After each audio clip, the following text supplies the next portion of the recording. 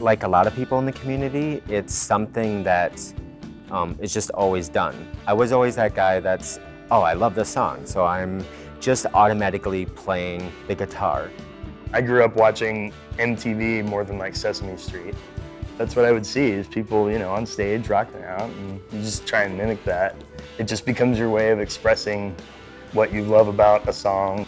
It was something I was born to do, because I've always worked in mailrooms, but I never really found my calling, and I always played air guitar at home. That was always my #1 passion.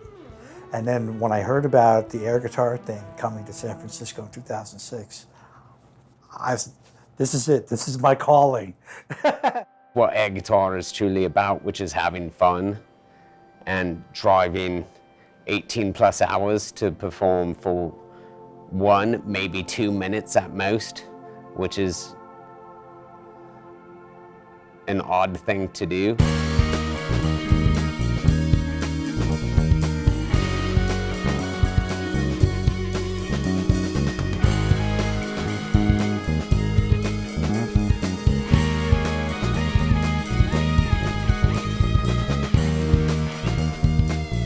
An air guitar contest is 1/3 rock show, 1/3 comedy show, and 1/3 sporting event. Everybody who competes in an air guitar contest is like part of the air guitar family. Like if you're weird enough to travel halfway across the country to pretend to do something for 60 seconds, we think you're awesome. That in and of itself is pretty awesome. The purpose behind air guitar was to spread the idea of world peace. You're bringing competitors in from around the world. Why can't we all just hang out and rock out together and be silly and have fun and ignore all of the other shit that might come up between countries and between people, because we all know that we love music and we're all human. Life and peace are more important than any sort of silly arguments that we might have. If you are holding an air guitar, you can't hold a gun. Wars would end, violence would stop, everybody would be happy, and it works. I've seen this happen. I can be going head to head with somebody, you can be angry, you can be grumpy, and then you start playing air guitar with your mortal enemy, everything is good and everything is right with the world.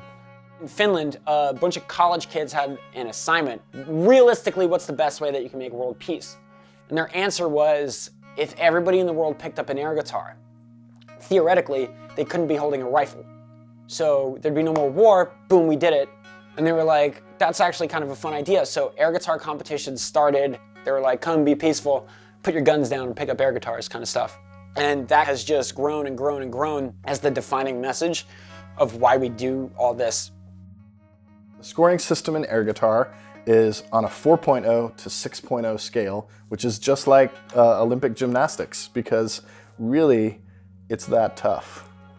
And it's not that tough. We're scored on 3 things: technical merit, stage presence, and airness. Technical merit is whether it kind of looks like you might be playing an actual guitar. Believe it or not, that's a little important. Stage presence is how you light up the crowd, and I think that one is really, really important. And airness, of course, is that certain je ne sais quoi that people either have or they don't. Airness, it is one of those things, it's undefinable, by definition. As they say, you can't really define it, but you know it when you see it. So I'm just gonna kind of leave that for your interpretation. The momentary suspension of reality, but it's so believable and you just bring everyone into that space. So it's one person playing their heart out and showing you who they are or a version of who they could be. To make that believable and entertaining is its own little art form. Sometimes I don't think it's a matter of getting it, it's just a matter of having it. Some people just have it naturally. It's charisma. I think it's the kind of thing where, sometimes you see people talk and you can't take their eyes off them. Someone on stage, like when they get up on stage, and you can't keep your eyes off of them. And you can be a terrible air guitarist, but have lots of airness. That moment where the people that are watching a performer realize that they are fully enjoying with every fiber of their being what they're seeing on stage, and they can't explain why. It no longer matters that that person isn't holding a guitar, that their performance has gone beyond and has become a whole other thing that is completely entertaining. You get this electricity going that it transcends the medium. It becomes a real thing in that 1 minute.